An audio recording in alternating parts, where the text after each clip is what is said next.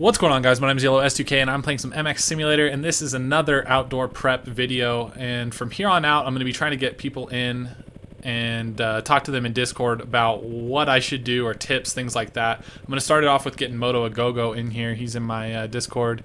What's up, dude?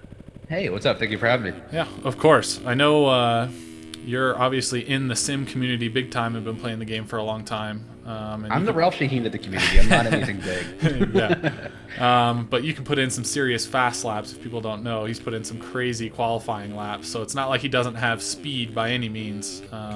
So yeah, I can stand two wheels, but every once in a while I can put down that one burn lap. We were actually talking about that the other day where, like, I don't remember what track it was. We were in there for like 2 hours, and I was just sitting there just dog-legging, every turn, and then all of a sudden just, top 5 qualifying lap? Yeah. Out of nowhere. Yeah, so it's like he can put some serious fast laps in. It's just a consistency thing, right? Like, I think with everybody in sim, it's like consistency is such a bitch. But yeah. But at the same time, you need that speed as well for the qualifying lap, and that's like the two different sides of it. Is mid-race, you're gonna have to find the lines that you're gonna be able to make. But like on this track, there's a big triple we were talking about before we went live. We'll talk about it more as we're here. But it's whether or not going for it in a race. If you go for it and you go down, that's 8 seconds. That's huge. But in qualifying lap, throw away, do it again. It's for sure. A lot of consistency to it.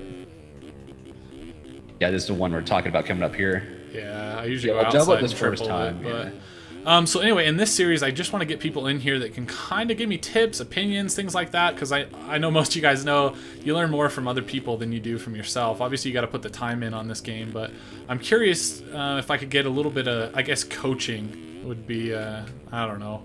I don't even know what I'm going to call this video, to be honest with you, but I think it'll be a kind of a cool way to go. I have some other people that would be really cool to get in here that are ridiculously fast at the game as well, and just kind of give you tips. And it might be interesting for everybody to hear. You know how it is, like the guys that are really good at this game, it's just like they're on a whole nother level. It's just nuts. So yeah, we like to call them the aliens of the sport. Yeah. But then I also want to try to figure out what bike to ride. That's really the reason why I brought Motoagogo in here, because we play sim a lot. So he's seen me ride the 250 a ton, 2-stroke. I mean, really every bike you've seen me ride a lot. So you have a good idea of like how I ride, what bike works, things like that. So I'm curious of what your opinion is, because it is kind of a tricky thing to decide what bike to ride. Like the 450, 450 is a totally different animal than 250 or the 2-stroke. If that ends up being an option, we don't even know yet. So it's kind of a weird scenario to figure out what to ride. Yeah, the best way of the two classes to kind of put them, especially when, like I've only been amateur for, I think I did last year for a bit. I was commentating more, but any of the FilmX series or anything else I would race, the whole thing about it is 250, everybody's very consistent on the 250. So you're going to have a lot tighter group of riders that are all really fast. Yet at the same time, you're going to have a more consistent ride, but of course everybody else is going to be a little more consistent as well. With the 450, it's all about who can handle the power and who can handle the lesser agility and the gear braking and everything about that. But once you get that down, I honestly think if you're good at a 450, you're going to have a lot higher chance to make it through the motos than you would on a 250. But at the same time, you're going to stay on your bike probably more at a 250 than you would a 450. So it's such a double-edged sword. There's both ways about it.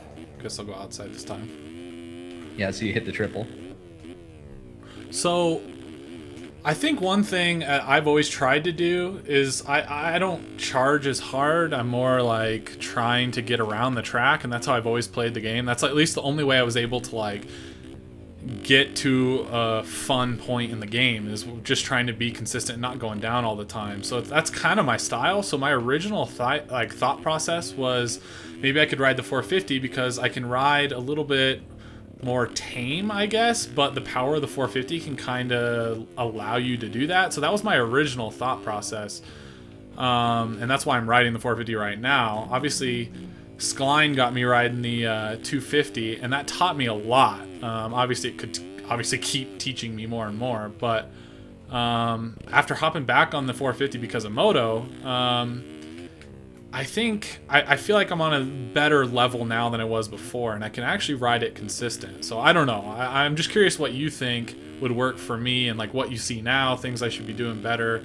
shit like that, As of right now, and you know, it's we talked about, we ride together quite often. We'll train quite a bit in this game, either Supercross, Motocross, even that arena cross recently.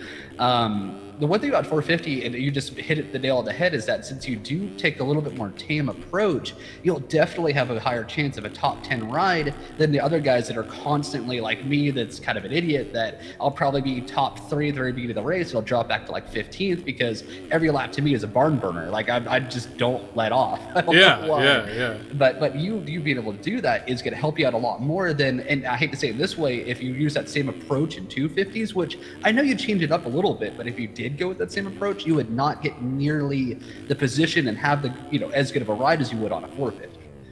That's kind of what I'm thinking. Like, obviously, I definitely charge more on a 250 because it's just, you almost have to. It's like just the way the bike is. But I'm still tiptoeing a little bit. That's just like how I ride in this game.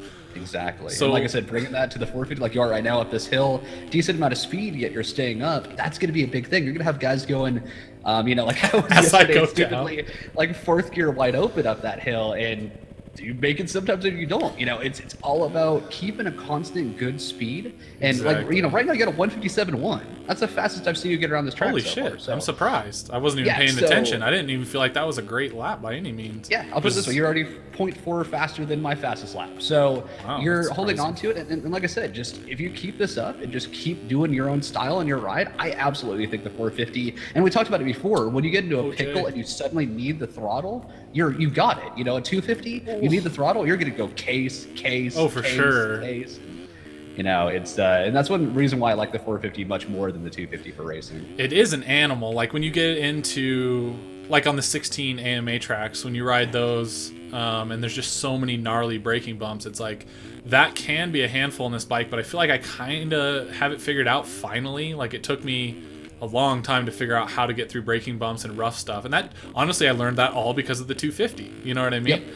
That taught me how to get through that. Like if I would have just gone 450 the whole time, I think I would have struggled to try to get that braking bump and the rough stuff figured out. But since I put some serious time in on the since I put some serious time in on the 250, it kind of taught me how to get through that rough stuff. So I'm so glad I started with that 250. And also a big tip for any of you guys that are fairly new out there watching and about what bike you should ride. I 100% agree. Most people always tell you this: get good at the 125 first. Yep. The 125 is the most fun bike in the game. You can stay wide open. There's 6 gears on the RM125, and you can just rail everything and learn how to handle it. But then once you start stepping up to the classes, you already know how to take turns. You already know how to hit bumps, but it's all going to adjust because the 250 is, you know, agile little beast, while the 450 is so heavy but so much throttle, and you know, it just takes time. But as you're seeing Yellow right now, I mean, you guys remember a couple of videos ago, he was you took it, dude, that wheelie out would have been sweet if I could have like held it, not snapped it back. But no, it's his night and day progression since you just put time into it through different bikes as well. Like you said, the 250 has made you as good as you are in the 450 now. The 450 riding this has made you good on the 250. Yeah. And like, there's so much to the balance of this game. And at times on real rough stuff, like the real hard tracks, it's like I do tiptoe a little too much on the 450. So that's obviously something I need to work on, of bringing that intensity up at times. And part of that's just putting in time on those tracks. Like there's certain tracks that I don't really like, and really if you're gonna race the whole series, it's like, well, tough shit, you got to get it figured out. So that's all part of the like training, and part of this video series is like, you know I need to pick up the intensity sometimes. And the only thing I'm seeing, like as we're watching right now, as you mentioned, that is in the wide open spots, get on a little bit more. One thing that I think it was Big Fluffy taught me a long time ago, is it's always better to go as fast as you possibly can and then slow down for a jump or a spot before then. That way you're making up more time in a more wide open area. Yeah, it's kind of like that. Yeah, go ahead. I was just gonna say, it's kind of like racing cars. It's like, you know, that's one thing. It's like you never really should be coasting. Like you're either on it or you're off. Obviously, you got to roll the throttle on and things like that. But it's like that's always something that I try to think about. Obviously, in this game, it makes it a little bit more challenging because it is just so tough. And the 450, that back end will just snap on you, and it's like, boom, you're on the ground. So it's like a weird balance, obviously. But you're right. I do need to just charge harder, or like be on the gas harder when I can. Yeah, at times. exactly, and that's it's weird as it is, polar opposite in the corners. And as you just mentioned it, you do get on the throttle a little bit too hard sometimes. Like if you learn to roll it a little bit more on the throttle, where we're so used to 250s, where you can just literally just full 100% out of the corner and you're good. Just flat out. Yeah, 450, you really got to ease it more, but once you get onto it, just up shift, and then when you see a jump, learn to downshift, let off a little bit, you know, scrub what you've been doing, and I mean, once you get all that together, the 450 is just so much fun, as you're doing right now. Like I said, a 157.1, tough block. that's flying. I knew that was coming. I hit that at such a shitty angle. I got to focus in a little bit more. But no, starting at 10, strong, but... in your first 10-minute segment I've seen you ride today, you've already ran the fastest lap between us. So you're definitely stepping up, and I think the 450 is absolutely the bike you should be on for outdoors. That's kind of what I'm thinking, man. Like, one, it's fun. But for sure. I said the same thing when I switched over to the 250, though. I think they're both really sweet in their own respects. Like, the 250 is great because you just feel like you're charging hard as shit the whole time. And there's a really cool... And it's a little bit more forgiving, so you can charge hard as shit without it biting you too bad. So that is a lot of fun. But it is kind of fun to have that extra power to be, like, trying to wheelie and, like... And just... those inside lines become, like, totally viable options. You know what I mean? Oh yeah, especially once you learn how to carve into them and get that, you know, correct power and the weight distribution. And I mean, it's funny, all that stuff on a 250 you'd never think about, but on the 450, once you have it all dialed, it's, you know, as we just said, it's probably the most fun bike in the game. Damn. Exactly. And I think that's probably the way to go. I think I'm gonna go with the 450. That's a bit of a commitment because I kind of want to pick something now, and even if they come out, even if they do a novice class and it's just like 250s only, I think I'm still gonna say fuck it. I think I'm still going to be like, you know what? I want to ride the 450 because it just makes sense for me, I think. And how cool would it be your rookie year get a top 10 somewhere in it? I mean, I could absolutely see it being possible. Yeah. Oh. Unless I pull that kind of shit. Fakey out. Just yeah, that would be cool. So anyway, I guess that's all I wanted to do. It's nice to get someone else's opinion, especially Moto, that has actually seen me ride both bikes, actually all bikes, which is cool. That's definitely why I brought you in here. And obviously you've seen a lot of people ride with all your commentating and stuff over on Twitch.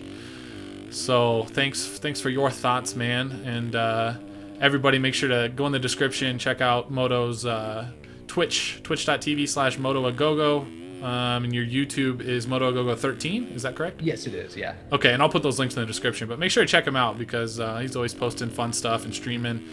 I think you focus mostly on streaming, right? So yeah, definitely. That's always a fun place to be. And then I know he's also doing the RF series and stuff. So yeah, you're always posting stuff on the internet. Somewhere in that social media nonsense. Exactly. So anyway, thanks a lot, dude. Thanks everybody for watching, and until next time, talk to you later. Peace out.